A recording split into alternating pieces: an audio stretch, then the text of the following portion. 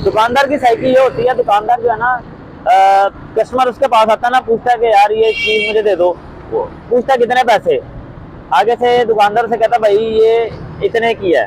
Suppose लगा लो कि जी वो पहले चीज लेके गया 190 रुपए की, अब वो उसको दे रहा है 230 रुपए की, तो वो क्या कहेगा, यार मैंने तो 230 की क्यों लेनी है, मैं तो 190 रुपए की ले गया हूँ।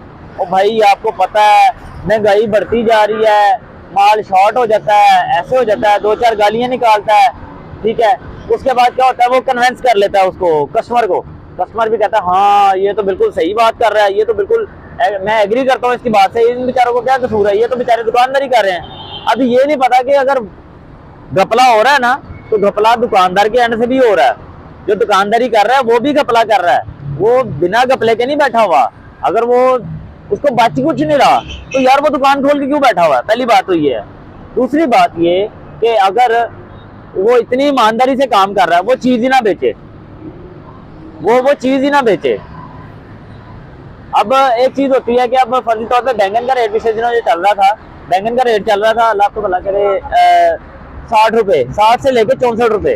अब दुकानदार कितने की सेल कर रहे हैं, दुकानदारों की सेल है जी, अल्लाह आपका भला करे कि वो सेल कर रहा है 80 रुपए का, 90 रुपए का, जहां पे उसका दाव लग रहा है। अब रेट लिस्ट क्या उसने छिपा के रखी हुई है, ठीक है, रेट लिस्ट उसने छिपा के रखी हुई है, तो कोई ना मेरे से पूछे आके रेट लिस्ट का, रेट लिस्ट के ऊपर एक्चुअल रेट लिखे होते हैं। अब उनसे पूछे जी आप इतनी महंगी क्यों बेच रहे हो, भाई बचता ही नहीं है, इतने की हमें पड़ रही है, इतने की ऐसे, तो आप बेचो ही क्यों, आप उसको बेचो ही ना, जब आपको पता है उसमें बचत नहीं है, तो आप बेच क्यों रहे हो, आप लोगों के साथ धोखा क्यों कर रहे हो। आपको पता है खैर है मुझे इतने की पड़ रही है, मैं इतने भी ऊपर लगा दूंगा, खैर है मुझे किसने पूछना है। लेकिन पूछने वाली रात बैठी भी है अभी, उसने जब पूछना है ना, उसने एक बार ही पूछना है, और ऐसा पूछना है कि आपको लग पता जाएगा।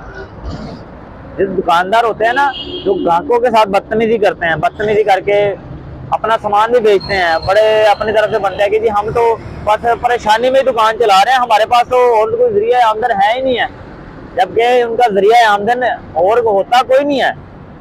वो ये होता है कि जो हलाल रिज़्क़ का जरिया आमदन होता है ना, उसको हराम में कन्वर्ट खुद करते हैं, वो उसको कन्वर्ट खुद करते हैं।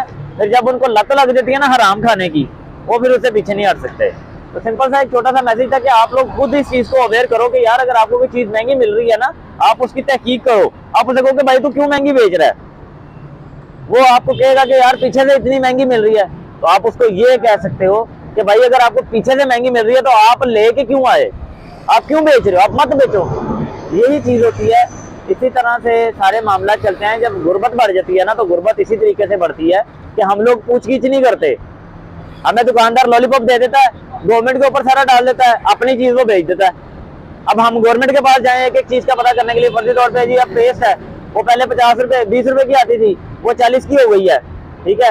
अब 40 उसके ऊपर मेंशन है, अब वो फिर भी 50 की बेच रहा है। कहेगा कि जी भाई मार्केट में शॉर्ट है पेस्ट, मैं क्या करूं, मेरे पास इतने की आ रही है, मैं इतने की बेच रहा हूँ, 10 रुपए तो मेरा हक है।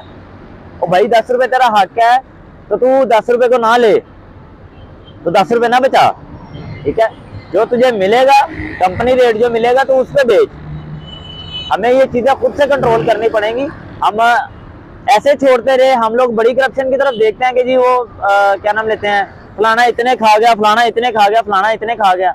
भाई हमें छोटी करप्शन को पकड़ना पहले, ठीक है ना।